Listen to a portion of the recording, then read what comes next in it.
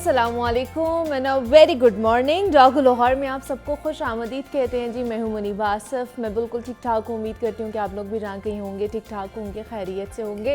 तो जनाब आज भी अपने प्रोग्राम का आगाज़ किसी अच्छी नसीहत के साथ ही करते हैं।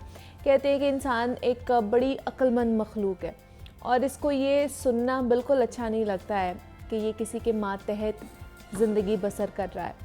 और हर इंसान सोचता है कि वो आज़ादाना तौर पर ना अपनी ज़िंदगी के फ़ैसले कर रहा है, जो कि सुनने में भी भले ही जैसा भी लगे मगर हकीकत नहीं है।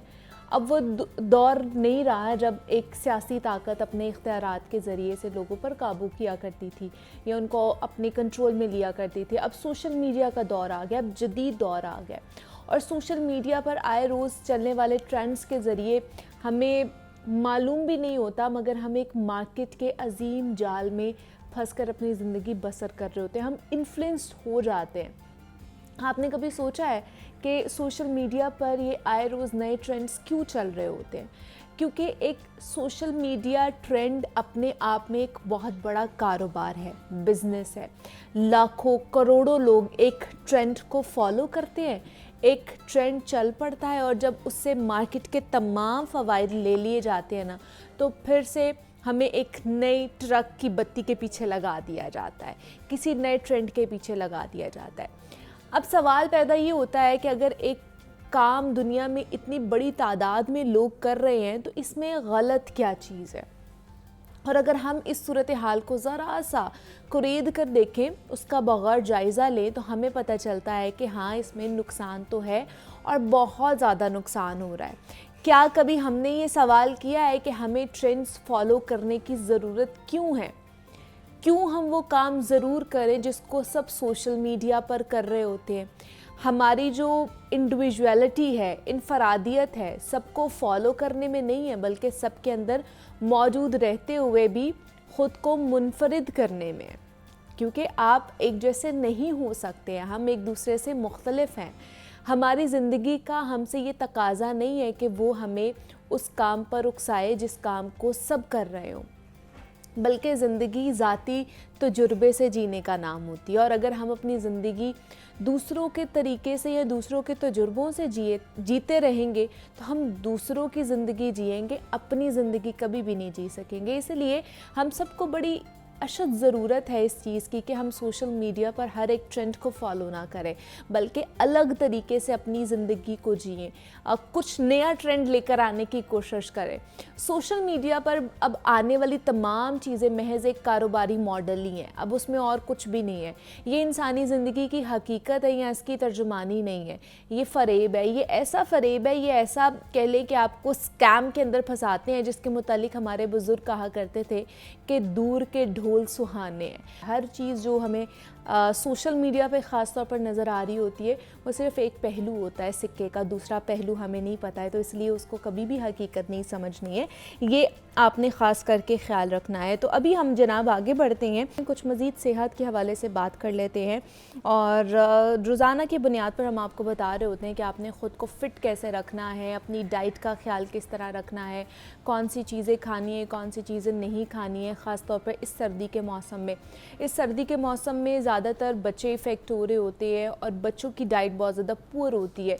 घर पे जो टेबल फूड है बच्चे उसका इंटेक ज़्यादा नहीं करते हैं, फ्रूट्स वेजिटेबल्स का इस्तेमाल भी नहीं करते हैं, बाहर का जंक फूड खाने के वो ज़्यादा आदी होते हैं। तो आज हमने इस पर बात करनी है कि इस मौसम में बच्चे जो कि बीमार हो जाते हैं, उनकी इम्यूनिटी बहुत ज़्यादा लो हो जाती है और उनको किस तरह हमने उनकी इम्यूनिटी को बूस्ट अप करना है, उनके लिए कौन कौन से सुपर फूड्स हैं जो उनको दिए जा सकते हैं जो उनकी इम्यूनिटी को भी बूस्ट करेंगे और इस सर्दी के मौसम से भी उनको बचाएंगे। क्योंकि इसमें आपको पता है कि इन्फ्लुएंज़ा और निमोनिया होने के भी चांसेस बच्चों में बहुत ज़्यादा बढ़ जाते हैं।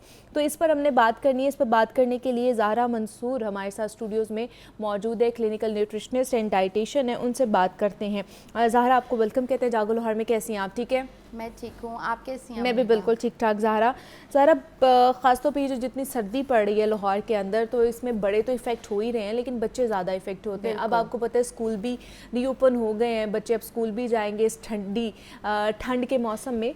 तो जिन बच्चों की इम्यूनिटी बहुत ज़्यादा लो होती है اگر اس کی بات کر لی جائے تو اس کے لیے کیا کیا ایسی ڈائٹری چیزیں ہیں یا کہہ لیں کہ سپر فوڈز ہیں جو اس موسم میں ہم ان کو دے سکتے ہیں؟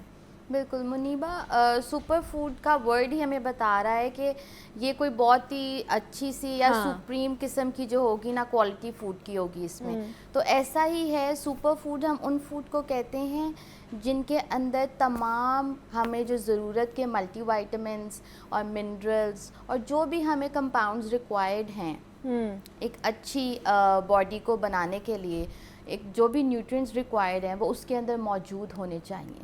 کوئی ایسا ایک فوڈ تو ہو نہیں سکتا ہے کہ جس کے اندر یہ سب کچھ ہو، مگر ہاں بہت سارے فوڈس کو ہم ڈفرینٹ فوڈس کے ساتھ ملا کے ان کا کمبینیشن بنا کے تو سپر فوڈس بنا لیتے ہیں. اب بچوں کے لیے سپر فوڈس بنانا اور ان کے لیے جو ہے ان کا سلیکشن کرنا وہ تھوڑا سا ٹرکی ہو جاتا ہے، خاص طور پہ مدرس کے لیے. وہ کہتی ہیں ہم چاہتے ہیں ہمارے بچے ویجیٹیبلس بھی کھائیں، فروٹس بھی کھائیں، پھر دالیں بھی کھائیں، ہر چیز کھائیں. تو اس طرح کی مدرس کے لیے ہم کوشش کرتے ہیں کہ کوئی اس طرح کی ریسیپیز لے کر آئیں یا کوئی اس طرح کی انگریڈینٹس ان کو انٹروڈیوس کرائیں جو کہ ان کے بچے ایزیلی کھا بھی لیں اور ان کی جو ہے امیونٹی بھی بوسٹ رہے. اور جیسے سیزن چینج ہوتا ہے، جیسے بچوں کی روٹین میں چینج آتا ہے، جیسے ابھی آپ نے ذکر کیا کہ اسکول کھل گئے ہیں تو آبویسلی وہ صبح صبح بہت ارلی اٹھیں گے، پھر اس کے بعد ان کا بریک فاسٹ جو ہے اس کے شارٹ سپین ہو جاتا ہے. کچھ بچے کرتے ہیں، کچھ نہیں کرتے ہیں. دین وہ ہر چیز تھوڑی بہت کمپرومائز ہونا شروع ہو جاتی ہے. جب بچے بائک وغیرہ پہ ٹریول کر رہے ہیں تو ظاہر ہے وہ پھر آپ کے اندر بھی کافی جراثیم وغیرہ چلے جاتے ہیں، آپ مطلب کافی زیادہ ایکسپوز ہوتے ہو نا آپ ویدر سے. ہاں ایگزیکٹلی. تو پھر ہم اس کیس کے اندر کوشش کرتے ہیں کہ بچوں کو اندر سے ایسا امیونٹی اسٹرانگ کرنے کے لیے ایسے فوڈس دیے جائیں جو کہ وہ بچے ایزیلی کھا بھی لیں اور ان کو جو ہے اس سے بینیفٹ بھی ملے. اچھا. تو اگر جس طرح اسکول گوئنگ بچوں کی اگر بات کر لی جائے تو کچھ بچے ہیں جو کہ صبح ناشتہ بریک فاسٹ نہیں کر کے جاتے ہیں، ان کا دل نہیں کرتا ہے صبح صبح اٹھ کے بریک فاسٹ کرنے کا، تو اس میں کیا ایسی ہم آپشنز جو ہے نا آپٹ کر سکتے ہیں کہ بہت زیادہ ہیوی بھی نہ ہو ان کے لیے اور ان کو وہ انرجی بھی دے جو ان کو پرووائڈیڈ ہے اگر انہوں نے اسکول جانا ہے؟ تو ایسی کون سے آپشنز جو لائٹ ویٹ ہو سکتے ہیں ان کے لیے؟ اچھا، پہلے تو آپ کبھی بچوں کو فورس مت کریں، ٹھیک ہے؟ اگر آپ فورس کرتی ہیں تو مائیں کافی اس کا نیگیٹو امپیکٹ بھی دیکھتی ہیں. بچے وامٹ کر دیتے ہیں پورا دن، ان کو یا تو طبیعت خراب سی رہتی ہے یا اسکول جا کے وامٹ کر دیتے ہیں، تو یہ بھی کمپلین ہوتی ہے. تو میں تو خود یہ پریفر کرتی ہوں کہ اگر آپ کا بچہ نہیں کھاتا تو آپ اس کو کوئی یا تو اگر آپ تھوڑا سا اس کو ملک دے دیں، لائک اگر آپ اس کو تھوڑے سے نٹس دے دیں، تو اگر وہ نہیں کھاتا یہ بھی، پھر آپ اس کو فورس مت کریں. اس کا لنچ اچھا ہیوی بنا کے اس کو دیں ہوم میڈ، کہ وہ جب اس کو بھوک لگی ہوگی پھر وہ اچھی طرح وہ جو بھی چیز اس کے سامنے ہوگی وہ کھائے گا. اب اس کے اندر آپشنس کیا کیا ہونی چاہیے؟ دیکھیں، سب سے جتنی بھی مدرز میرے پاس آتی ہیں نا، سب سے بڑا ان کا کنسرن ہوتا ہے کہ ہمارے بچے سبزی نہیں کھاتے ہیں. اب سبزی ڈائریکٹ بچوں کو کھلانا تھوڑا مشکل ٹاسک ہوتا ہے کچھ مدرز کے لیے، تو ہم کہتے ہیں کہ کچھ اس طرح کی ریسیپیز آپ بنا لیں. پھر ہم پوچھتے ہیں آپ کا بچہ کھانے میں پسند کیا کرتا ہے. جیسے وہ کہتی ہیں میرے بچے سوپ پی لیتے ہیں مگر وہ کہتے ہیں اس کے اندر کوئی چیز ثابت نہ ہو، ہر چیز بلینڈڈ ہو. تو پھر ہم ان کو اس طرح کی ریسیپیز دیتے ہیں کہ آپ ہر چیز کو جو ہے بلینڈ کر لیں، اور پھر اس میں اگر بچوں کو آپ ظاہر اگر آپ نے تھوڑا وزن بھی بڑھانا ہے یا بچوں کو تھوڑا آپ چاہتے ہیں کہ وہ ہیلدی ہو جائیں، تو آپ اس کے اندر تھوڑی سی کریم اور ملک یہ سب بھی چیزیں ایڈ کر کے، وہ تو ڈفرینٹ ریسیپیز ہوتی ہیں. بٹ یہ ایک میں بتا رہی ہوں کہ اس طرح کی کچھ چیزوں سے آپ ان کو فورٹیفائی کر دیتے ہیں، مطلب ان کی پاور کو انہانس کر دیتے ہیں جو فوڈ ہوتا ہے. پھر اس کے بعد جیسے سوپ پیے جاتے ہیں، پھر اس کے علاوہ مدرس کہتی ہیں ہمارے بچے حلوے نہیں کھاتے ہیں، ہمارا بڑا دل کرتا ہے، فیملی بیٹھ کے کھا رہی ہے. تو میں کہتی ہوں آپ کیرٹ کیک بنا دیں ان کو، کیرٹ کے مفنز بنا دیں، کیرٹ کے آپ بریڈ بنا دیں. اب اس کے لیے بہت ایگزوٹکس آپ کے پاس، یہ نہیں کہ بہت بیکنگ کی سیٹنگ ہو اور اسکلز ہوں، یہ تو اب آپ اپنے گھر میں چولہے پہ بھی بنا سکتی ہیں. آپ کے پاس بس آپ کی وہ ہونی چاہیے نا، لگن ہونی چاہیے کہ آپ نے بنانا ہے، بچوں کے لیے محنت کرنی ہے. ٹھیک ہے. پھر اس کے علاوہ پھر مدرس کہتی ہیں کہ سبزی، اب سوپ ہر بچہ بھی نہیں پیتا ہے. پھر میں کہتی ہوں اگر آپ پراٹھا بنا کے دے رہی ہیں تو آپ پراٹھے کے اندر اسٹف کر دیں. جیسے پالک بچوں کے لیے بہت زیادہ اچھی ہے، آئرن کا سورس ہے. بچے نہیں کھاتے، جیسے پالک سالن میں بنی ہو، تو میں ان کو کہتی ہوں کہ آپ پالک جو ہے اس کو پراٹھے کے اندر چیز کے ساتھ جو ہے اس کو اچھے سے اس کا ایک مکسچر بنا کے تو آپ اس کو اتنی اچھی طرح جو ہے اس کا بلینڈ کر لیں یا اس کا ایسا پیسٹ بنائے کہ بچوں کو فیل ہی نہ ہو. کیا بات ہے. اور وہ والا آپ اس کو پراٹھا دے سکتے ہیں کہ وہ ایزیلی اچھے طریقے سے کھا بھی چو بھی کر لے گا. ہینڈ فوڈ, فنگر فوڈ بچے زیادہ اچھے طریقے سے انجوائے کر رہے ہوتے ہیں, وہ کھا سکتے ہیں. مجھے بتائیے کہ بچوں, خاص طور پر جو اسکول گوئنگ بچے ہوتے ہیں, آپ کو پتہ ہے کہ ان کو ایک تو پریشر بھی بہت ہوتا ہے اسٹڈیز کا بھی اور ویسے بھی, تو اوور آل اگر بچوں کی بات کر لی جائے تو ایسے کون سے فوڈز ہیں یا ایسے کون سے انگریڈینٹس ہیں, ایسی کون سی چیزیں ہیں جو کہ ان کی مینٹل ہیلتھ کے لیے بہت زیادہ اچھی ہیں, وہ چاہے ان دا فارم آف سپلیمنٹس ہو جائیں یا ان دا فارم آف فوڈز ہو جائیں, وہ کون سی چیزیں اچھی ہیں ان کے لیے؟ منیبہ, یہی میں اسی ٹاپک پہ آنے لگی تھی کہ کچھ اس طرح کے فوڈ ہوتے ہیں جو کہ بچوں کو ریکوائرڈ بہت زیادہ ہوتے ہیں. جیسے کہ انہوں نے آبویسلی ان کا ایک تو ہمارے پاس یہ جو ایج گروپ ہے نا, یہ بڑا ہمارے لیے امپورٹنٹ ایج گروپ ہوتا ہے. اس کے اندر ہم اپنے بہت سارے ریزروز بنا رہے ہوتے ہیں. ٹھیک ہے. اور یہ جو بچے ہوتے ہیں نا, اگر یہ بچپن سے ہی ان کی خوراک اور ان کی جو امیونٹی ہے اسٹرانگ رہتی ہے, ان کی گٹ ہیلتھ جس کو ہم ڈائجیشن کہتے ہیں وہ اچھا رہتا ہے, تو پھر لانگر رن کے اندر بھی یہی ہوتا ہے, امیجن کیا جاتا ہے کہ یہ ٹھیک ہی رہیں گے, ہیلدی رہیں گے, اور ان کو الرجیز وغیرہ نہیں ہوں گی. تو ہمیں اسکریچ سے ہی محنت کرنی چاہیے. ہر ماں محنت کرتی ہے, مگر جب آپ کو ایک اچھی ڈائریکشن مل جائے نا کسی گائیڈ کی طرف سے کہ آپ نے اپنے بچے کو کس طرح سے لے کے چلنا ہے, تو وہ میرے خیال سے زیادہ بہتر ہو جاتا ہے, آسان ہو جاتا ہے. اب میں بہت ساری ایسی ریسیپیز شیئر کرتی ہوں اپنی کلائنٹس کے ساتھ جو کہ وہ اپنے بچوں کو دیتی ہیں اور ان کو بہت اچھے ریزلٹس بھی ملتے ہیں. اچھا, پہلی چیز آتی ہے ان کی کہ بچوں کی آئی سائٹ, کیونکہ ظاہر ہے بچے پڑھائی بھی کر رہے ہوتے ہیں, دین انہوں نے کھیلنا بھی ہوتا ہے, اور آپ کو پتہ ہے آج کل اسکرین ٹائم بہت زیادہ بڑھ گیا ہے بچوں کا.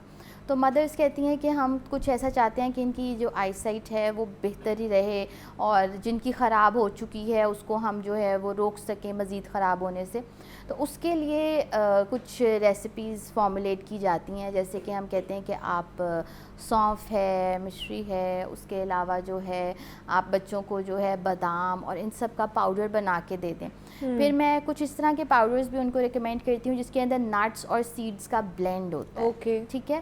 اب بچے ایزیلی کچھ بچے پاؤڈر کو جو ہے ملک کے ساتھ لے لیتے ہیں. جو آپ نے ریڈی میڈ کوئی فلیورڈ پاؤڈرز لینے ہیں, ان کی میں ہوم میڈ ریسیپیز ان کو بتاتی ہوں, تاکہ وہ پتہ ہوتا ہے کہ بھی ہم نے خالص خود گھر میں بنائے ہیں اور اس میں پرزرویٹیوز نہیں ہیں. ٹھیک ہے. جیسے کہ ایک ریسیپی ہے کہ آپ نے بادام لے لیے, والنٹس لے لیے, اس کے بعد آپ نے سیڈز لے لیے, چاروں مغز ہو گئے, سفید تل ہو گئے, اور سن فلاور سیڈز ہو گئے, ان کا آپ نے پاؤڈر بنایا. ٹھیک ہے. اور اس کو اندر آپ نے کوکو پاؤڈر ایڈ کر دیا, کہ جیسے بچوں کا گھر کے اندر کوئی اس طرح کا آپ کا پاؤڈر بن گیا کہ وہ فلیور ان کو جس طرح کا پسند ہے تو وہ آپ اس کو دے سکتے ہیں. پھر کچھ بچے کوکو نہیں پسند کرتے ہیں تو اس کے اندر ہم الائچی ڈال دیتے ہیں, مشری ڈال دیتے ہیں ایز اے سویٹنر. ٹھیک ہے. تو یہ تو ہو گئی کہ آپ اپنے ملک کو کس طرح سے فورٹیفائی کرتے ہیں. دین کمس کہ کچھ بچے کہتے ہیں کہ ہم نے کچھ فنگر فوڈ کھانا ہے, ہمارے پاس کوئی ایسی چیز ہو جیسے چاکلیٹ ہو یا کچھ, تو اس کی بھی پھر ہم ریسیپی دیتے ہیں. اس کے اندر یہ ہوتا ہے کہ آپ جیسے ہم پروٹین بار گھر میں بنا لیں, یا گرنولاز جو ہیں وہ گھر میں بنا لیں, کس طرح سے اوٹس لے لیں. ٹھیک ہے. پھر اس کے علاوہ ہم یہ نٹس اپنے لے لیں, آلمنڈ سیڈز, اور جو بھی ہمارے پاس اویلیبل ہوتے ہیں یوزلی گھر کے اندر, جس کے اندر ہمارے والنٹس آ جاتے ہیں, بادام ہیں, پینٹس ہیں, اور اس کے علاوہ سیڈز کے اندر ہمارے پاس سیسمی سیڈز ہیں, پھر ہمارے پاس پمکن سیڈز ہیں, سن فلاور سیڈز ہیں. ان سارے سیڈز کو آپ ڈرائی روسٹ کر لیں. ٹھیک ہے.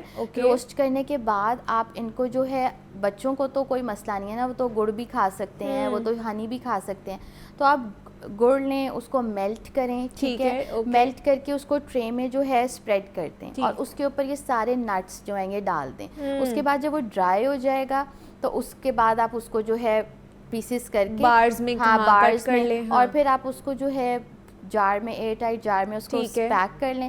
بچے آتے جاتے جب ان کو بھوک لگے, کھیل کر آئیں, پڑھنے بیٹھے ہو, تو آپ ایک دودھ کا گلاس دیں ساتھ, اور ساتھ یہ ایک بار دے دیں ان کو. تو بچے مطلب آپ کو یہ ہوگا کہ آپ کے بچے کوئی اچھی چیز کھا رہے ہیں, آپ کے ہاتھ کی بنی ہوئی کھا رہے ہیں, وہ آپ اس کو ایز اے پروٹین بار یا گرانولا بھی اس کے طور پر بھی آپ اس کو یوز کر سکتے ہیں. پھر کچھ بچے مائیں کہتی ہیں کہ ہمارے بچے نا رات کو جس طرح جلدی سو جاتے ہیں تو روٹی سالن نہیں کھاتے ہیں, تو میں ان کو کہتی ہوں آپ ان کو اوٹس اوٹس یخنی کے اندر نا اوٹس بنا کے دے دیں. یخنی کے اندر اوٹس بچے میں نے ایکسپیریمنٹ ہی کیا تھا.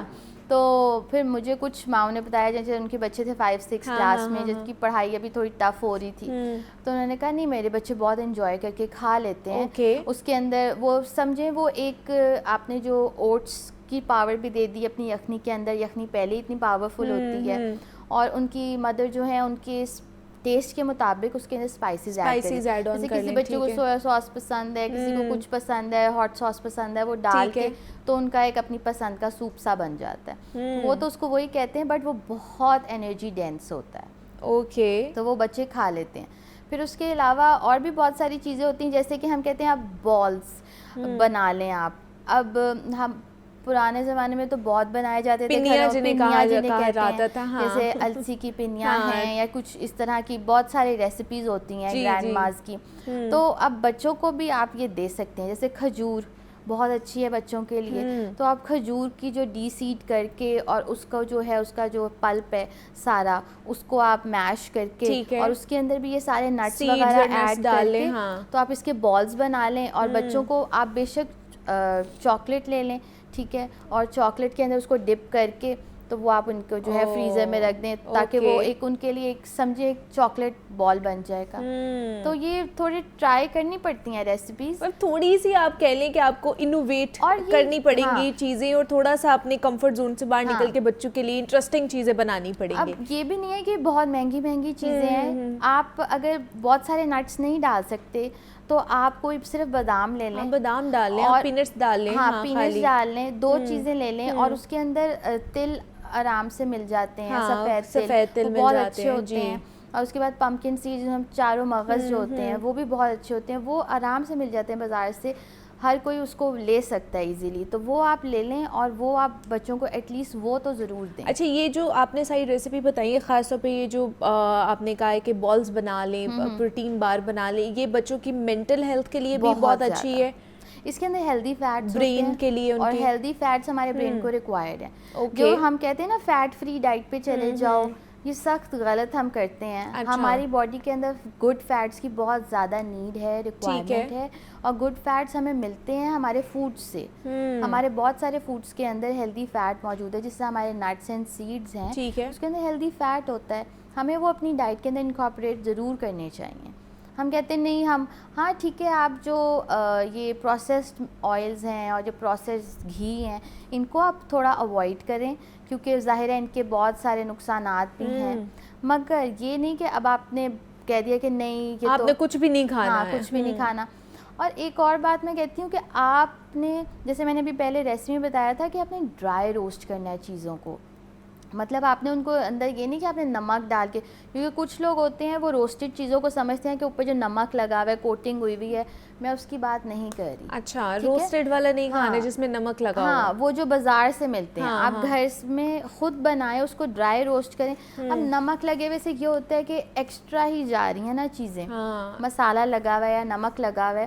اس سے بہتر ہے آپ گھر میں ان کے ٹیسٹ کے مطابق اس میں تھوڑا فلیور ایڈ کر سکتی ہیں. مگر آپ کوشش کریں کہ جب آپ کوئی کیرملائز یا کوئی روسٹڈ اس طرح کی چیز کھاتے ہیں ہم بازار سے لے کے, تو اس کے اندر ہماری کیلریز بھی ایک تو انکریز ہو جاتی ہیں, دوسرا یہ ہے کہ وہ آپ کو نقصان بھی پہنچاتا ہے. تو آپ گھر میں ایزیلی بنا سکتے ہیں, جو زارا نے ہمیں ٹپس دیے ہیں بڑے اچھے طریقے سے. آپ پروٹین بارز بنا سکتے ہیں, وہ جو چاکلیٹ بالز ہے وہ آپ بچوں کے لیے بنا سکتے ہیں, جو کہ ان کے لیے ویسے بھی ہیلدی ہے اوور آل باڈی کے لیے بھی, اور ان کی برین فنکشن کے لیے بھی بہت اچھا ہے وہ, کیونکہ بچے اسکول جاتے ہیں, پریشر ہوتا ہے ان کے اوپر اسٹڈی کا. تو ہمارے ساتھ زہرا منصور موجود تھی. Zahra, thank you so much for coming hair.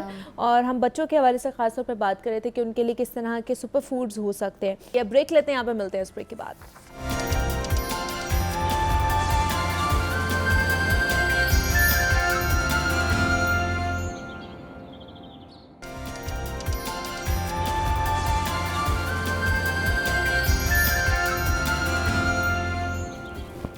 Welcome back to Jago Lahore. اور جناب آج کے دن کے حوالے سے اب بات کر لیتے ہیں, کیونکہ آج بہت ہی مبارک دن ہے. حضور پاک صلی اللہ علیہ وآلہ وسلم کے داماد حضرت علی کا یوم ولادت کا آج دن ہے. کہا جاتا ہے کہ حضرت علی کرم اللہ وجہ علم و ولایت کے بلند مرتبے پر فائز ہیں اور ان کو علم کا دروازہ بھی کہا جاتا ہے، اور یہاں تک کہ جناب یہ بھی کہا جاتا ہے کہ حضرت علی کرم اللہ وجہ کے نام سے اب بھی خیبر کا در کانپ جاتا ہے۔ تو آج ان کی شخصیت کے حوالے سے جاننے کی کوشش کریں گے، ان کو علم کا دروازہ کیوں کہا جاتا ہے اس حوالے سے بھی جاننے کی کوشش کریں گے، اور ان کی زندگی سے ہم کس طرح اور کیا کیا سیکھ سکتے ہیں وہ بھی جاننے کی کوشش کریں گے۔ اور اس پر بات کرنے کے لیے ہمارے ساتھ ڈاکٹر پیر طارق شریف زادہ صاحب اسٹوڈیوز میں موجود ہیں، معروف سیرت اسکالر ہیں۔ ڈاکٹر صاحب آپ کو خوش آمدید کہتے ہیں جاگو لاہور میں، اور اس کے ساتھ ساتھ مولانا فدا الرحمان صاحب نے بھی ہمیں جوائن کیا ہے، اسلامک اسکالر ہیں۔ مولانا صاحب آپ کو بھی خوش آمدید کہتے ہیں جاگو لاہور میں۔ ڈاکٹر صاحب آپ ہی سے شروع کروں گی، آج کا دن بہت ہی ہمارے لیے مبارک، سب کے لیے بہت ہی خوبصورت دن ہے، یوم ولادت کا دن ہے حضرت علی کرم اللہ وجہ کے۔ ان کی شخصیت کے حوالے سے بتائیے، اور ہمیں یہ تو معلوم ہے کہ ان کی جو تربیت ہے اور وہ تو حضور پاک صلی اللہ علیہ وآلہ وسلم نے خود اپنے ہاتھوں سے اور اپنے کہہ لیں کہ اپنے طور پر کی ہے، ایک بچہ سمجھ کے اپنے بیٹوں کی طرح اپنے بچوں کی طرح کی ہے۔ ان کی شخصیت کے حوالے سے کچھ بتائیے۔ بسم رب محمد کریم علیہ الصلوۃ والتسلیم۔ سب سے پہلے تو یاداوری کا شکریہ، اور ہمیشہ کی طرح آج کا عنوان جو ہے وہ بھی اپنے معنوں میں بڑا معنی خیز ہے اور ماجرا پرور ہے کہ اس میں ہم ایک ایسی ہستی کا ذکر کرنے جا رہے ہیں جنہیں سرکار دو عالم صلی اللہ علیہ وسلم کا بڑا انفرادی درجے کا قرب میسر رہا۔ یعنی اگر جب حضرت علی کرم اللہ وجہ کریم کی شخصیت کا ہم تجزیہ کرتے ہیں تو میری دانست میں ایک طالب علم کے طور پر مجھ تک یہ احساس پہنچتا ہے کہ جتنی انفرادی درجے کی تربیت کے حوالے سے توجہ جناب علی کرم اللہ وجہ کریم کو میسر آئی، جتنا طویل زمانہ ان کو میسر آیا، شاید ہی کسی اور ہستی کو یہ شرف جو ہے وہ حاصل ہوا ہو۔ اور عالم یہ ہے کہ آپ کا حضور کے ساتھ نسبی اعتبار سے بھی اتنا قرب کا تعلق ہے، زمانے کے اعتبار سے بھی اور وقت گزارنے کے اعتبار سے بھی ایسی انفرادیت ہے کہ اس پہ جو ہے نا وہ طبیعت سرشار ہو جاتی ہے جب اس کی طرف تصور قائم کیا جاتا ہے۔ سب سے پہلے تو آپ یہ دیکھیں کہ اللہ نے جناب علی کرم اللہ وجہ کریم کے لیے بھی اسی گھرانے کا انتخاب کیا جو خود سرکار ختمی مرتبہ صلی اللہ علیہ وسلم کا گھرانہ ہے۔ اور عالم یہ ہے کہ آپ کی ایک انفرادی خصوصیت یہ بھی ہے کہ آپ جو ہیں وہ نجیب الطرفین ہاشمی ہیں، یعنی آپ کی والدہ بھی ہاشمی خاندان سے ہیں اور آپ کے والد جو ہیں وہ بھی ہاشمی خاندان سے ہیں۔ سو یہ ایک نسبت یہ بھی ہے۔ اور پھر ہم یہ دیکھتے ہیں کہ جس دن 15 مارچ 599 عیسوی بمطابق یعنی 13 رجب المرجب 30 عام الفیل جو ہے، اس میں جب جناب علی کرم اللہ وجہ کریم کی ولادت ہوتی ہے اور کعبۃ اللہ کے اندر اللہ رب العزت آپ کا دنیا کے اندر گویا ظہور جو ہے اس کا پیدا کرتا ہے، آثار پیدا فرماتا ہے، تو آپ کی والدہ آپ کو باہر لے کر آتی ہیں، حضرت فاطمہ بنت اسد۔ آپ تصور کیجئے کہ والدہ وہ ہیں جنہیں خود سرکار ختمی مرتبہ صلی اللہ علیہ وسلم نے اپنی ماں جیسا قرار دیا ہے، اور ان کے لیے والہانہ عزتوں کا، لافانی عزتوں کا جو ہے وہ کئی مرتبہ زبان اقدس سے فرمان رحمت جو ہے وہ جاری ہوا۔ وہ جب باہر لے کر آتی ہیں اور دیکھتی ہیں کہ بچہ ظاہری طور پر تو صحت مند ہے لیکن آنکھیں نہیں کھول رہا، تو جناب علی کرم اللہ وجہ کریم کا یہ اعجاز ہے کہ جب سرکار ختمی مرتبہ صلی اللہ علیہ وسلم کے دستائے کرم کے اوپر آپ آتے ہیں تو عالم یہ ہے کہ پہلی نگاہ جو ہے وہ رسول اللہ صلی اللہ علیہ وسلم کے چہرہ اقدس کے اوپر پڑتی ہے۔ میں اکثر یہ کہا کرتا ہوں کہ دنیا بھر کے لوگوں کو دانش اور شعور جو ہے کہ کیا دیکھنا ہے اور کیا نہیں دیکھنا ہے، اس کا شعور سن بلوغت میں پہنچنے کے بعد یا خاص عمر کے بعد جب وہ دنیا کو سمجھنا شروع کرتے ہیں تب آتا ہے۔ جناب علی کرم اللہ وجہ کریم کو اللہ نے ایسی یعنی منفرد نوعیت کی شعور اور ہدایت کے ساتھ دنیا میں بھیجا کہ آپ نے اس وقت تک آنکھ نہیں کھولی جب تک سرکار ختمی مرتبہ صلی اللہ علیہ وسلم جو ہے ان کی زیارت کا امکان پیدا نہیں ہوا۔ رسول اللہ صلی اللہ علیہ وسلم کا چہرہ اقدس دیکھتے ہیں، پہلی زیارت کا شرف ہے کہ سرکار دو عالم کو دیکھ رہے ہیں، اور پھر پہلی غذا کے طور پر اللہ رب العزت کیا اہتمام فرما رہا ہے کہ رسول رحمت صلی اللہ علیہ وسلم اپنی وحی میں دھلی ہوئی جو مقدس زبان ہے اس کو جس پر سوائے حق کے اور کوئی بات جاری نہیں ہوتی، اس زبان اقدس کا لعاب جو ہے وہ آپ کو ملتا ہے۔ حضور اپنی جو زبان مبارکہ وہ چسواتے ہیں اور پھر سرکار ختمی مرتبہ صلی اللہ علیہ وسلم ہی آپ کا نام رکھتے ہیں۔ اور پھر یہ لمحہ اس لمحے سے لے کر میرے کریم آقا کی دنیا سے تشریف لے جانے تک کا جتنا وقت ہے، اس پورے وقت میں سوائے ہجرت کے وہ جو چند دن ہیں، وہ جو سفر کے چند دن ہیں، ان کے علاوہ باقی سفر ہے، حضر ہے، جلوت ہے، خلوت ہے، مجلس ہے، تنہائی ہے، میدان جنگ ہے یا کوئی مکالمہ ہے، کسی ہر جگہ پر جناب علی کرم اللہ وجہ کریم ایک وفادار جانثار، ایک ساتھی کے طور پر، ایک خادم کے طور پر رسول اللہ صلی اللہ علیہ وسلم کے ساتھ جو ہے وہ نظر آتے ہیں۔ اور یہ جو حضور کے ساتھ قرب کا معاملہ ہے، اس پر تو خود آپ حضرت فاطمہ الزہرا سلام اللہ علیہ کو مخاطب کر کے لطافت میں یہ بات کہا کرتے کہ اللہ نے آپ کو بڑی منفرد عزتوں سے نوازا ہے، لیکن مجھے ایک معاملہ ایسا ہے جس میں اللہ نے مجھے آپ پر سبقت عطا کی ہے، اور آپ حیران ہو کے اس خوشگوار حیرت سے ان سے پوچھنی کہ وہ کیا ہے، تو آپ فرمایا کرتے کہ مجھے اللہ نے تربیت کے حوالے سے وہ جو بطور والد یا بطور ایک استاد وہ جو انفرادی توجہ ہے نا، اس کے ساتھ جتنا مجھے زمانہ سرکار دو عالم صلی اللہ علیہ وسلم اور آپ کی والدہ مائدہ یعنی محسنہ اسلام سیدہ خدیجہ الکبریٰ سلام اللہ علیہ ان کی نسبت سے جو اللہ رب العزت نے مجھے وقت اور تربیت عطا فرمائی ہے، اس کا زمانہ آپ سے بھی زیادہ ہے، یعنی گویا آپ حضور کی لخت جگر ہیں، حضور کی صاحبزادی ہیں، ظاہر ہے حضور کا آپ کے ساتھ ایک والہانہ اعلانیہ محبت کا رشتہ ہے، لیکن اللہ نے اس معاملے میں مجھے آپ سے بھی خوش نصیب رکھا، گویا آپ کے والدین سے آپ سے بھی زیادہ اللہ نے مجھے جو ہے وہ قرب عطا کیا، ان معنوں میں کہ مجھے ان سے تربیت کا جو ہے وہ آپ سے زیادہ وقت جو ہے وہ میسر آیا۔ اور پھر یہ جو رشتہ ہے حضور کے ساتھ محبت کا، یہ ہر منظر نامے میں جیسے میں نے عرض کیا وہ نظر آتا ہے۔ آپ یہ دیکھیں نا کہ جس وقت سرکار ختمی مرتبہ صلی اللہ علیہ وسلم اعلان نبوت فرماتے ہیں تو جو چند یعنی ابتدائی خوش نصیب ترین لوگ ہیں جناب خدیجہ الکبریٰ سلام اللہ علیہ کے ایمان لانے کے بعد جو سب سے پہلی ہستی ایمان لاتی ہوئی نظر آتی ہے وہ جناب علی کرم اللہ وجہ الکریم ہے، اور پھر اس سے ایک درجہ آگے دیکھیں یہ جو رفاقت کا سلسلہ ہے جو پہلے حضور کے ساتھ تھا، حضور کے نام کے ساتھ جو آپ کی محبت تھی، اب حضور کے کام کے ساتھ اور پیغام کے ساتھ بھی وہی محبت وفاداری کے درجے پر تبدیل ہوتے ہوئے آپ کے ساتھ جو آپ کی زندگی کی شریک سفر نظر آتی ہے۔ اور پھر وہ رسول اللہ صلی اللہ علیہ وسلم کو جب لگ بھگ 3 برس کے بعد اللہ رب العزت کی طرف سے یہ ہدایت اور رہنمائی آتی ہے کہ آپ اپنے اہل خاندان کو اکٹھا کریں، تو اس ضیافت کے لیے وہ جو رسول اللہ صلی اللہ علیہ وسلم کی طرف سے دی جاتی ہے، اس ضیافت کے لیے اس کے انتظام اور انصرام کے لیے بھی جناب علی کرم اللہ وجہ الکریم نظر آتے ہیں، اور وہ جو 40 زعماء تھے اس وقت کے جو قریش کے بڑے لوگ تھے، مکہ کے رہنے والے مختلف قبائل کے سردار تھے، جب رسول اللہ صلی اللہ علیہ وسلم نے ان کے سامنے اللہ کی توحید کی دعوت پیش کی تو توحید کی اس دعوت کے اوپر ہر طرف سناٹا چھا گیا۔ وہ لوگ جو حضور کو صادق اور امین کہتے تھے، اپنی اولادوں کے لیے ایک بہترین آئیڈیل اور ایک مثالیہ سمجھتے تھے، خاموش ہو گئے، اور وہاں پر ایک ہی شخص کھڑا ہوا نظر آتا ہے، وہ چھوٹی سی عمر کا ایک بچہ جس کی عمر 13-14 برس ہے، وہ کیا کہتے ہوئے نظر آتے ہیں کہ گو کہ میں اس مجلس میں سب سے چھوٹا ہوں، اور پھر میری آنکھیں دکھتی ہیں اور میری ٹانگیں پتلی ہیں، لیکن اس عظیم الشان ذمہ داری جو اللہ نے آپ کے ذمہ لگائی ہے، میں اس کے اندر آپ کا دست و بازو بن کے آپ کے ساتھ کھڑا ہوا نظر آؤں گا۔ تو یہ میرے کریم آقا صلی اللہ علیہ وسلم کے ساتھ وہ وفاداری کا رشتہ ہے کہ جو پھر آپ نے اپنی زندگی کے آخری لمحے تک نبھایا، حضور کے نام اور حضور کے پیغام کی حفاظت کرنے کے حوالے سے اس پہ اپنا کنٹریبیوشن اور اس کو آگے پہنچانے کے حوالے سے بھی، جو ہے وہ آپ نے ہر منظر نامے میں آپ 2 قدم آگے بڑھتے ہوئے نظر آتے ہیں۔ بے شک ایسے ہی ہے۔ مولانا فداء الرحمان صاحب، آپ سے جاننا چاہوں گی، جس طرح کہا جاتا ہے کہ حضرت علی کرم اللہ وجہ کو علم کا دروازہ کہا جاتا ہے، تو ایسی کون سی خصوصیات تھی ان کے اندر، ایسی کون سی چیزیں تھیں کہ کس بنیاد کے اوپر انہیں یہ کہا جاتا ہے، اور ان سے ہم کیا کیا چیزیں سیکھ سکتے ہیں؟ بسم اللہ الرحمن الرحیم۔ قال اللہ عز وجل فی کتاب المجید والبرہان الرشید والسابقون الاولون من المہاجرین والانصار والذین اتبعوہم بإحسان۔ قال النبی صلی اللہ علیہ وسلم لا يحب علی منافق ولا یبغضہ مؤمن۔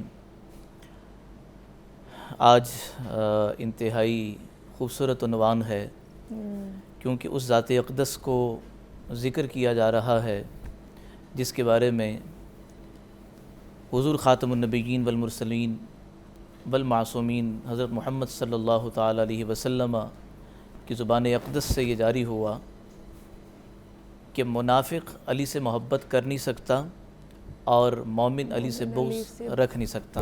بے شک۔ سیدنا حیدر کرار رضی اللہ تعالی عنہ کے حوالے سے مجھ سے قبل ڈاکٹر صاحب نے انتہائی خوبصورت گفتگو فرمائی، اور میں بھی اپنا حصہ ڈالنا چاہوں گا۔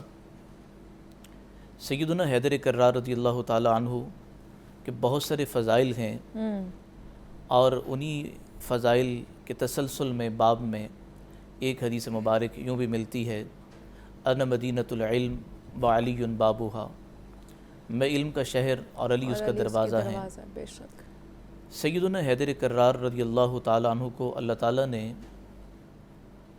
بہت علم سے نوازا تھا، علم ہی نہیں تھا، تدبر بھی تھا، فہم بھی تھا، اور پھر تدبر اور فہم ہی پر اکتفا نہیں اللہ تعالیٰ نے ہمہ جہت شخصیت حیدر کرار کو بنایا. یہی وجہ ہے کہ ہم خلفائے ثلاثہ کے دور کو دیکھتے ہیں. سیدنا صدیق اکبر رضی اللہ تعالیٰ عنہ کا دور خلافت ہو تو مشیر حیدر کرار نظر آتے ہیں. سیدنا فاروق اعظم کا دور ہو تو مشیر حیدر کرار نظر آتے ہیں. سیدنا عثمان غنی رضی اللہ عنہم کا دور ہو تو مشیر حیدر کرار نظر آتے ہیں. اقضاہم علی، فیصلے کی اللہ تعالیٰ نے وہ صلاحیت عطا فرما رکھی تھی کہ حضور اکرم صلی اللہ علیہ وسلم نے فرمایا اقضاہم علی، یعنی عدل و انصاف کے مطابق جو فیصلہ کرنا اللہ تعالیٰ نے ودیت کر رکھا تھا اپنے محبوب کی جماعت میں سے، وہ سیدنا حیدر کرار رضی اللہ تعالیٰ عنہ کو سب سے زیادہ عطا کر رکھا تھا. آپ رضی اللہ تعالیٰ عنہ کے حوالے سے میں یہ عرض کرنا چاہوں گا کہ آج جس معاشرے میں ہم رہ رہے ہیں یہاں شخصیات کے ایام ہائے وفات ہوں، شہادت ہوں یا ان کے ولادت کے حوالے سے ہوں، تو ہمارے ہاں جو ڈسکشن چلتی ہے وہ بحث اور مباحثہ عجیب و غریب قسم کا چل رہا ہوتا ہے. میں یہ کہنا چاہوں گا کہ ان مقدس شخصیات کے جو مقدس پہلو ہیں ہم نے ان سے رہنمائی حاصل کرنی ہے. اللہ کے نبی صلی اللہ تعالیٰ علیہ وسلم نے جب فرمایا کہ انا مدینۃ العلم و علی بابوہا، علی اس کا دروازہ ہے، تو ہمیں علم کی شاہراہوں کی طرف جانا ہوگا. ہمیں اس علم کے شہر کی طرف جانا ہوگا جہاں سے میری دنیا بھی سنور سکے، میری آخرت بھی بن سکے. لیکن کیا ہے کہ ہمیں یہ خیال ہی نہیں رہتا کہ ہم ان ہستیوں کے ذکر کے حوالے سے کتنے ناشنا اور نابلد سے ہیں. اور جو حدیث میں نے بیان کی تھی تو اللہ کے نبی صلی اللہ علیہ وسلم نے بغض، عداوت یعنی محبت اور ایمان کی علامت جو ہے وہ کسوٹی بنا دیا حیدر کرار کی ذات کو. حیدر کرار کی ذات سے محبت، پھر اس ذات کی محبت جن مقدس ہستیوں سے تھی ان ہستیوں سے محبت بھی کرنا میں سمجھتا ہوں، میں کیا سمجھتا ہوں بلکہ ہے ہی یہی بات کہ محبت علی میں داخل ہے. سیدنا حیدر کرار رضی اللہ تعالیٰ عنہ کو شیر خدا کہا گیا، اسد اللہ کہا گیا. تو شیر خدا کی جو جرت اور بہادری تھی اور جن سے رفاقت تھی، جن کو امام بنایا، ہمیں بھی وہی اختیار کرنا ہوگا حیدر کرار رضی اللہ تعالیٰ عنہ کے ان پہلوؤں کو. اور آپ کے توسط سے یہ عرض کرنا چاہوں گا کہ فداء الرحمن حیدری نام جو لگتا ہے یہ حیدر کرار سے محبت کی وجہ سے، اللہ اس محبت کی لاج رکھنے کی توفیق عطا فرمائے. حیدر کرار سے جب محبت آتی ہے نا تو دیوانگی کے پہلو کچھ اور طرح کے ہو جاتے ہیں، وارفتگی کچھ اور طرح کی ہو جاتی ہے. حیدر کرار ہم کیا منظر کشی کر سکتے ہیں کہ وہ کیا منظر ہوں گے جب حضور علیہ السلام نے اپنی لخت جگر جو ہے آپ کے نکاح میں دی، اور اس مجلس نکاح کے جو گواہ بنے ہیں خلفائے ثلاثہ بنے ہیں، ابو بکر ہیں، عمر ہیں، عثمان ہیں رضی اللہ عنہم اجمعین. قربان علی تیری صداقت پر، قربان علی تیری شجاعت پر، تیرے ذکر پر، اللہ اکبر اللہ اکبر، تیرے تدبر پر، تیرے فہم پر. کیا کہنے ہیں اس علی کے کہ جن کے عقد نکاح میں حضور علیہ السلام کے جو ہے وہ جگر کا ٹکڑا آئی ہیں. اللہ اکبر اللہ اکبر. اپنے بستر پر سیدنا حیدر کرار رضی اللہ عنہ کو چھوڑ کر جا رہے ہیں اور پھر کیا فرما رہے ہیں، اے علی تو میرے لیے بمنزلہ ہارون کے ہے.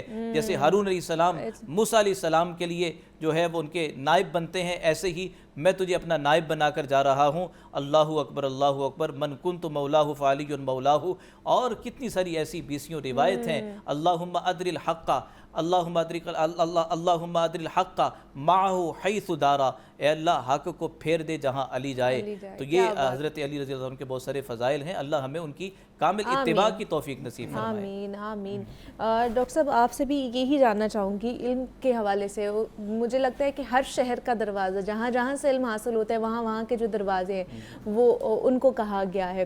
جناب علی کرم اللہ وجہ کریم کے بارے میں میرے کریم آقا فرماتے ہیں کل صبح میں ایک ایسے شخص کو جو ہے وہ دوں گا، وہ جو علم دوں گا، ایک ایسی ہستی کے ہاتھ علم آئے گا کہ جس کے ہاتھ پر اللہ نے اس دین کی نصرت لکھ رکھی ہے. جناب عمر فاروق رضی اللہ تعالیٰ عنہ جیسی عظیم المرتبہ ہستی یہ کہتی ہے کہ اس رات میں نے اللہ سے سراپا مناجات کرتے ہوئے یہ عرض کی پروردگار اے کاش کہ کل صبح یہ منفرد عزت جو ہے وہ میرے نصیب میں لکھی جائے. اور اسی طرح کم و بیش ہر صحابی جو ہے ان کے احوال میں ملتا ہے کہ وہ اسی طرح کی دعاؤں اور التجاؤں کے ساتھ رات گزارتے ہیں. اور صبح کیا اللہ صبح میرے کریم آقا اپنے اصحاب کی طرف دیکھتے ہیں اور کہتے ہیں علی کہاں ہیں, آپ تشریف لاتے ہیں اور پھر رسول اللہ صلی اللہ علیہ وسلم آپ کی دکھتی آنکھوں میں اپنا لعاب مبارک ڈالتے ہیں, آپ کو اللہ رب العزت شفا عطا فرماتا ہے اس لعاب کی برکت سے, اور پھر علم ان کے ہاتھ میں دیا جاتا ہے, اور پھر اس لافانی عزت کا آپ کے ساتھ وہ ایک ہمیشہ کے لیے ایک احوال منسوب ہو جاتا ہے کہ اللہ رب العزت آپ کے ہاتھ پر ملت اسلامیہ کو فتح عطا فرماتا ہے. اور یہ فتح کا سلسلہ جو ہے آپ دیکھیں گے صرف خیبر کی بات نہیں ہے, خندق کو دیکھ لیں, آپ بدر اور احد کو دیکھ لیں, بدر کا منظرنامہ دیکھیں نا کہ کیا احوال ہے کہ دوسری طرف سے جو مشرکین حملہ آور ہیں, جب سرکار دو عالم صلی اللہ علیہ وسلم کے انصاری صحابی باہر نکلتے ہیں تو وہ کہتے ہیں ہمارے مقابل کا آدمی جو خاندان کے اعتبار سے, شرف کے اعتبار سے, کمال کے اعتبار سے اور شجاعت کے اعتبار سے ہمارا ہم پلہ اسے ہمارے مد مقابل نکالیں. تو رسول اللہ صلی اللہ علیہ وسلم کی نگاہ انتخاب اپنے خاندان یا اپنے مہاجرین جو اصحاب ان میں سے کن پر پڑتی ہے؟ حضرت علی کرم اللہ وجہ الکریم, جناب حمزہ جو ہیں ان پر, جناب عبیدہ جو ہیں ان کے اوپر پڑتی ہے.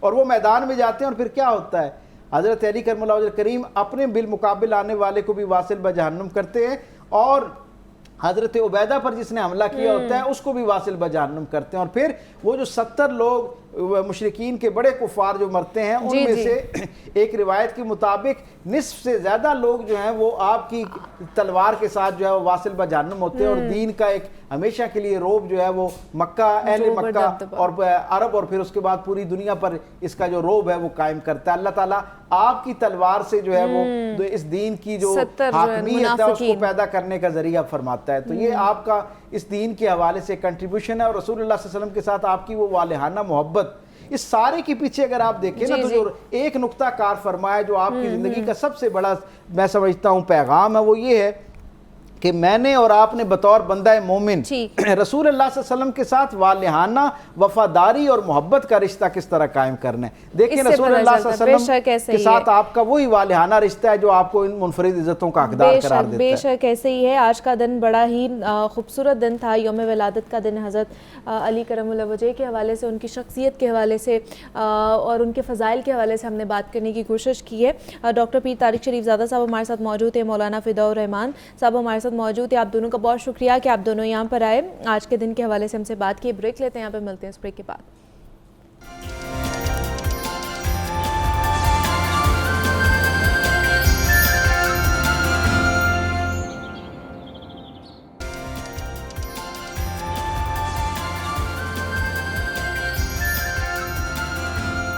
ابھی آگے بڑھتے ہیں, اب کچھ پنجاب کی حکومت کے حوالے سے بات کر لیتے ہیں. پنجاب اسمبلی کا جو اجلاس ہے جناب, کل شور شرابے کی نظر ہو گیا. امن و امان کے ایجنڈے پر ہونے والا جو پنجاب اسمبلی کا اجلاس تھا, ہنگامہ آرائی کی نظر ہو گیا. اس کو کہہ لیں کہ سارے اپنے اپنی طور پر ہی چیزیں کرتے رہے اور شور شرابہ کرتے رہے, تنقیدی نشتر چلاتے رہے ایک دوسرے کے اوپر, اور اس کے بعد جناب اس کو ڈسمس کر دیا گیا. تو الزام تراشی کے جو کہہ لیں کہ نشتر چلائے جاتے ہیں, اور یہ کتنے کارآمد ہیں, کیا کوئی کام بھی ہو رہا ہے پنجاب اسمبلی میں بیٹھ کر, خاص طور پر عوام کی فلاح کے حوالے سے وہاں پر بات چیت کی جاتی ہے یا نہیں کی جاتی؟ اور کل کے اجلاس کے حوالے سے بھی ان ڈیٹیل میں بات کر لیتے ہیں. ہمارے ساتھ حمزہ خورشید موجود ہے اسٹوڈیوز میں, نمائندہ لاہور نیوز ہیں, ان سے بات کرتے ہیں. حمزہ آپ کو ویلکم کہتے ہیں جاگو لاہور میں, کیسے ہیں آپ؟ الحمدللہ. حمزہ, پنجاب اسمبلی کا اجلاس شور شرابے کی نظر ہو گیا. کوئی پہلی دفعہ نہیں ہوا, بہت دفعہ پہلے بھی ہم نے دیکھا ہے کہ جب عوام کی خاص طور پر حق کی بات ہو رہی ہوتی ہے یا ان کی فلاح و بہبود کے حوالے سے کوئی بات ہو رہی ہوتی ہے نا, تو یہ اسی طرح معاملات چلتے ہیں, ڈسمس کرا دیا جاتا ہے یا پھر شور شرابے کی نظر ہو جاتی ہے, یا واک آؤٹ کر لیا جاتا ہے. جب اپنے مفادات کے معاملے ہوں نا, تب سب سائلنٹ طور پر بیٹھ کر اچھے طریقے سے اچھا بچہ بن کے نا وہ ساری چیزیں پاس بھی کرا لیتے ہیں بل. تو یہ ہوا کیا, کہاں سے شروع ہوا, ایگریویٹ معاملہ کہاں سے ہوا؟ دیکھیں منیبہ, کل کا جو اجلاس تھا وہ پیورلی امن و امان کی جو صورتحال تھی صوبہ پنجاب میں اس کے اوپر تھا. لیکن آپ کو پتہ ہے اس وقت جو اپوزیشن ہے ان کے اندر خود میں امن و امان نہیں ہے.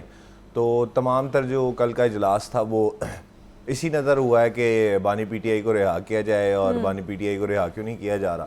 ادھر سے جو وزیر قانون ہے شعیب برت، انہوں نے پہلے اوپننگ تقریر کی، پھر اینڈ پہ انہوں نے کہا جی کہ مجھے افسوس ہے کہ آج کسی بھی لا اینڈ آرڈر کی صورتحال میں بات نہیں کی گئی. اچھا. تو میں تو 9 گھنٹے لگا کر جو ہے وہ کاغذات اکٹھے کر کے آیا تھا. لیکن بات وہیں آ جاتی ہے کہ الحمدللہ ہم اس ملک میں رہتے ہیں جہاں پر اتوار کے لیے جو ہے وہ جیلیں کھول دی جاتی ہیں اور رات کو جو ہے 12 بجے سپریم کورٹ لگ جاتے ہیں. لیکن اگر غریب کی بات آئے تو اس کے فیصلے کے بعد پتہ چلتا ہے کہ وہ 27 سال پہلے مر گیا ہوا ہے.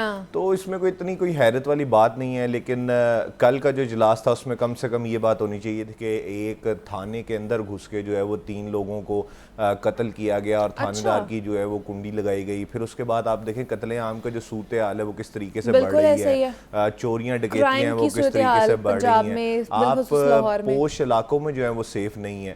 تو وہ کہیں بھی نظر نہیں آیا.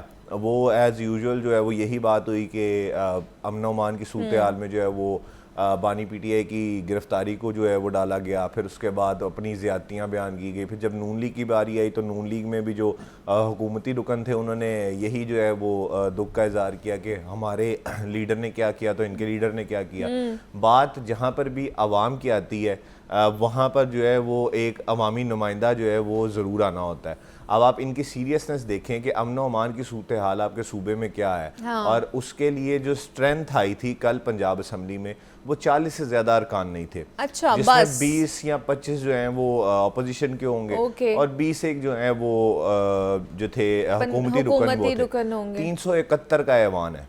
تو آپ اسی سے سیریسنس لگا لیں نا حکومت کی کہ وہ صرف 20 سے 21 یا چلے 30 بھی لگا لیں کہ اتنی صرف ارکان آ سکے. دیکھیں حکومت تو چلیں وہ حکومت میں ہوتے ہیں, انہوں نے جواب دینا ہوتا ہے, ان کا لا منسٹر بیٹھا ہوتا ہے. کم سے کم اگر اپوزیشن جو کہتے ہیں کہ ہم عوام کی نمائندگی کرتے ہیں وہ اپنی ہاف اسٹرینتھ تو لے کر آتے ہیں. 50 بندے تو آتے ہیں, ان کے پاس 103 سے 107 ایم پی ایز ہیں جو وہ کرتے ہیں, کہتے ہیں کہ جی ہمارے پاس ہیں, وہ نہیں آتے. پھر اس کے بعد جو حکومتی رکن ہے پاکستان پیپلز پارٹی کی جو رہنمائی ہے اس میں کل مصطفیٰ چانگ صاحب تھے صرف, اور انہوں نے جو ممتاز چانگ صاحب نے جو ہے وہ کل کھلے عام کہا کہ جی اس اسمبلی کو ایک ڈی پی او اور 2 ایس ایچ اوز چلا رہے ہیں, اس سے زیادہ کوئی اس اسمبلی کو چلا نہیں رہا. تو آپ دیکھیں یہ صورتحال جو ہے وہ ان کو بھی پتہ ہے کہ ان کو لانے والے کون ہیں, اپوزیشن کو بھی پتہ ہے ان کو لانے والے کون ہیں, بس سب نے آ کر اپنی بڑائی بیان کرنی. لیکن جہاں پر عوام کی بات آتی ہے وہاں پر جو ہے وہ تول مول کر کے بات کو گول مول کر کے جو ہے وہ آگے گزر جایا کرتا ہے. اور یہ روایت رہی ہے, آج کی بات نہیں ہے. لیکن کل کم سے کم جو ہے وہ یہ ہونا چاہیے تھا کہ کہیں نہ کہیں عوام کی بات جو ہے کی جاتی کہ امن و امان میں عوام کتنی پریشان ہے. آپ کے ایسے علاقے ہیں جہاں پر آپ رات کو 12 بجے کے بعد جا نہیں سکتے یا شام ڈھلتے آپ نہیں جا سکتے, لیکن اس کا جو ہے وہ کوئی ذکر نہیں آیا. وہی گڑے مردے اکھاڑے گئے, ہم جو ہے وہ ہمیں بیرون ملک بھیجا گیا, انہوں نے کہا جی ہمیں ملک میں رہ کے گرفتار کر لیا گیا.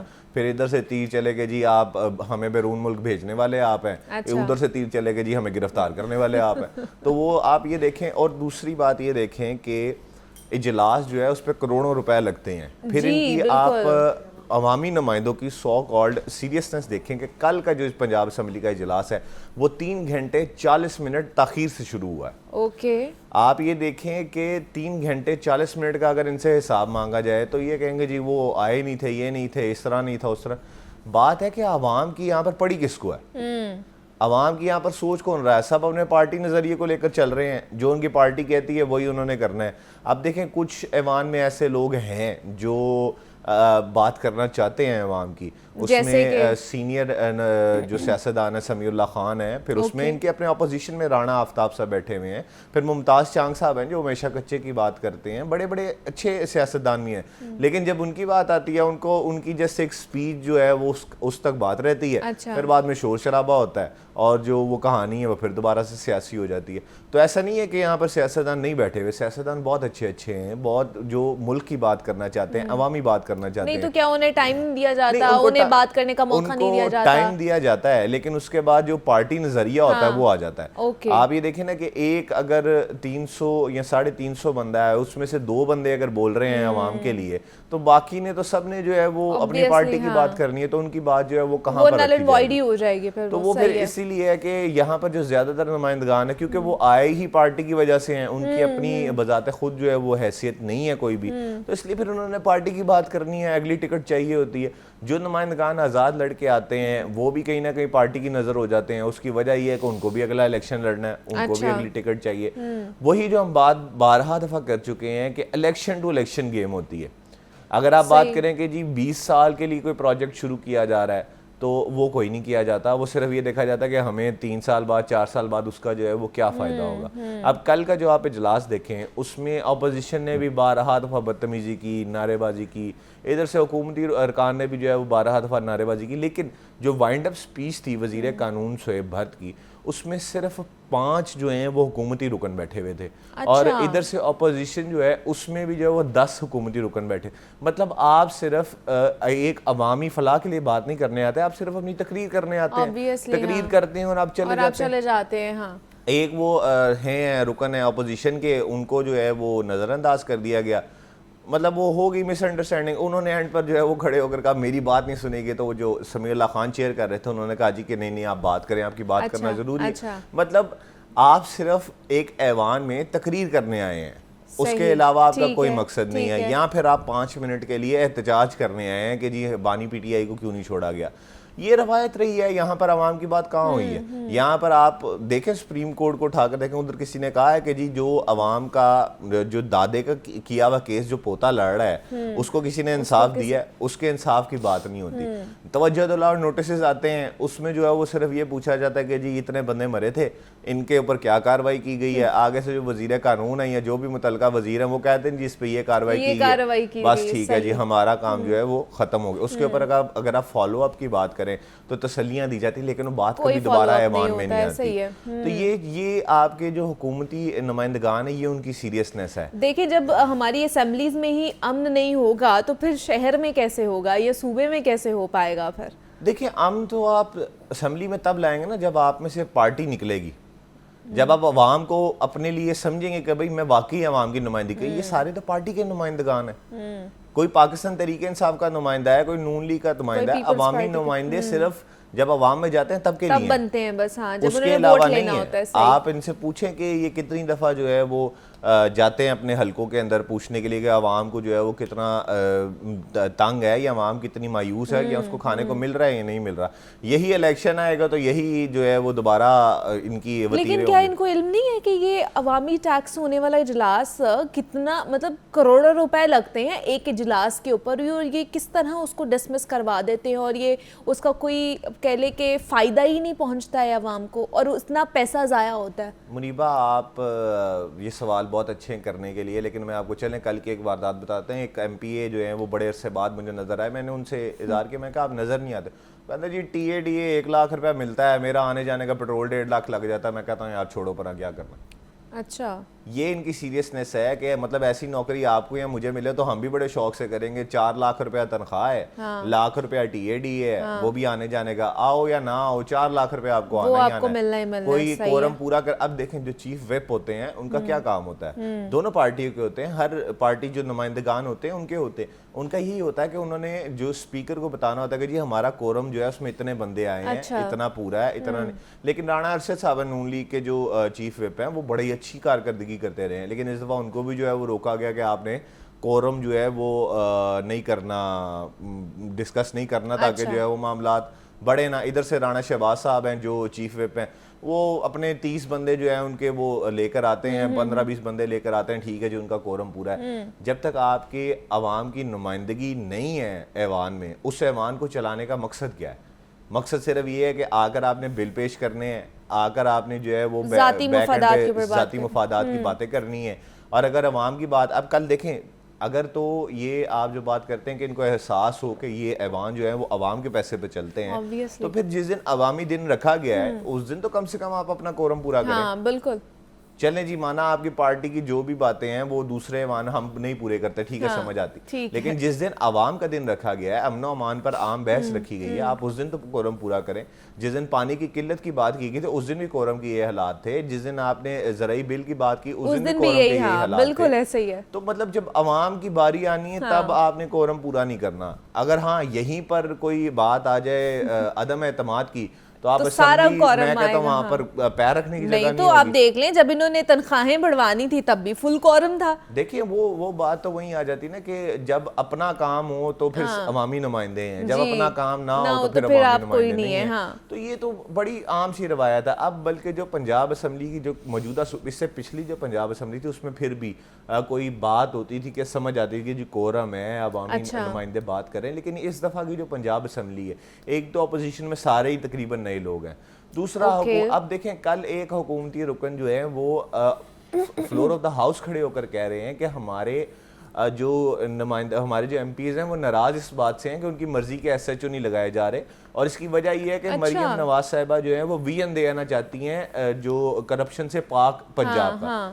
آپ کس بات کو مطلب وہ کدھر سے جسٹیفائی کر رہے ہیں, کھڑے ہو کے اور اس طرح کی بات کر رہے ہیں. مطلب آپ اپنے ایم پی ایس کو کرپٹ کہہ رہے ہیں کہ جی وہ اس وجہ سے ناراض ہیں, اور آپ اپنی جو وزیر اعلیٰ ہیں ان کو جو بات وہی کہ ان کو مسئلہ نہیں ہے, یہ کیا بات کرتے ہیں, کیونکہ عوام کی تو بات ہونی نہیں ہے. کل کو یہ بات آئی گئی ہو جانی. اب ممتاز چانگ صاحب نے کل ہی کہا ہے کہ اس اسمبلی کو ایک ڈی پی اور 2 ایس ایچ او چلا رہے. کیا بات ہے, تو مطلب یہ ان کی باتوں کو جسٹیفائی کرنے کا کوئی عمل نہیں ہوتا. انہوں نے صرف یہ دیکھنا ہوتا کہ نہیں تو ان سے کوئی پوچھ گچھ بھی نہیں ہوتی پارٹی کی طرف سے کہ آپ یہ کس طرح کی بیانات دے رہے ہیں. پارٹی کی طرف سے کیسے پوچھ گچھ ہوگی نا. دیکھیں انہوں نے ایم پی ایس کو کرپٹ کہہ دیا لیکن انہوں نے وزیر اعلیٰ کو پاک صاف کہہ دیا. تو وہ تو مین تو رپورٹ جانی ہوگی کہ وزیر اعلیٰ صاحبہ کو جو ہے وہ کیا کہا گیا ہے. اچھا تو وہ پچھلے جو ہے وہ کٹنگ ہو جائے گی, کوئی مسئلہ نہیں ہے. اب دیکھیں ایک وزیر اعلیٰ پنجاب کے پاس اتنا وقت تھوڑی ہے کہ وہ تب اگر ان سے کوئی دشمنی ہو یا کوئی ذاتی مسئلہ ہو پھر تو پوری سپیچ جائے گی. اچھا پھر پوری سپیچ, اگر نہیں ہے تو پھر صرف وہ جائے گا جہاں پہ اچھی اچھی باتیں کی گئی ہوں. بس یہی بات ہے, اتنی سی بات ہے, اور یہیں پر ساری سیاست ختم ہو جاتی ہے کہ کس نے اچھا کہا ہے کس نے برا کہا ہے. آپ دیکھیں نون لیگ کی ہسٹری یہ موجودہ ہے, کتنے لوگ ان کو چھوڑ کر گئے ہیں صرف اس وجہ سے کہ جو نئی قیادت ہے وہ اس کے ساتھ نہیں چلنا چاہتے. وہ نظریاتی لوگ ہیں, وہ کہتے ہیں کہ ہم ملک کے لیے چلیں گے, نام نہ بھی لیا جائے, سب کو پتا ہے کہ کون چھوڑ کر, اور بڑے بڑے پرانے جو ہیں وہ سیاستدان ان کو چھوڑ کر گئے. لیکن فرق کس کو پڑتا ہے, کسی کو موروثی سیاست کا راج ہے وہی چلے گا. ان کو کوئی فکر نہیں ہے, ان کے پیچھے ووٹر کھڑا ہوا ہے جس کو یہ نہیں پتا کہ پنجاب اسمبلی کا. آپ یقین کریں کہ عوام ایسی آتی ہے جو بڑی بڑی دور سے صرف یہ دیکھنے آتے کہ پنجاب اسمبلی کا ایوان لگتا کیسا ہے.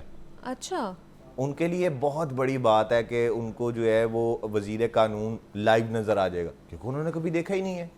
کیا بات, ان کو پتہ ہی نہیں وزیر قانون کے پروٹوکول کیا ہوتا ہے. جب وہ 2 گاڑیاں پیچھے لگا کر اترتے ہوں کہتے وہ وزیر, ان کے لیے ایک تصویر بڑی معنی رکھتی ہے. کیا بات ہے. تو پھر ان کو کیا فکر ہے, جن کو پتہ ہے ہمیں ووٹ مل جانا ہے, جن کو پتہ ہے کہ ہم نے پھر اس ایوان میں آ جانا ہے, تو ان کو کیا فکر ہوگی, ان کو کیا فکر ہے کہ پھر وہ عوام کی بات کریں یا نہ کریں. پھر وہ اپنے ذاتی مفادات اور لڑائی جھگڑوں کی نظر ہی پھر اس طرح کے جو اجلاس اسمبلی کے ہوں گے ان کو کر دیا کریں گے. ان کو کیا ہے کہ عوام جو بھوکی مر رہی ہے یا ان کو جو ہے قتل کیا جا رہا ہے دن دہاڑے, یا ڈکیتیاں ہوتی جا رہی ہیں, امن و امان کی صورتحال بگڑتی جا رہی ہے. حمزہ خورشید ہمارے ساتھ موجود ہے. Hamza, thank you so much for coming hair.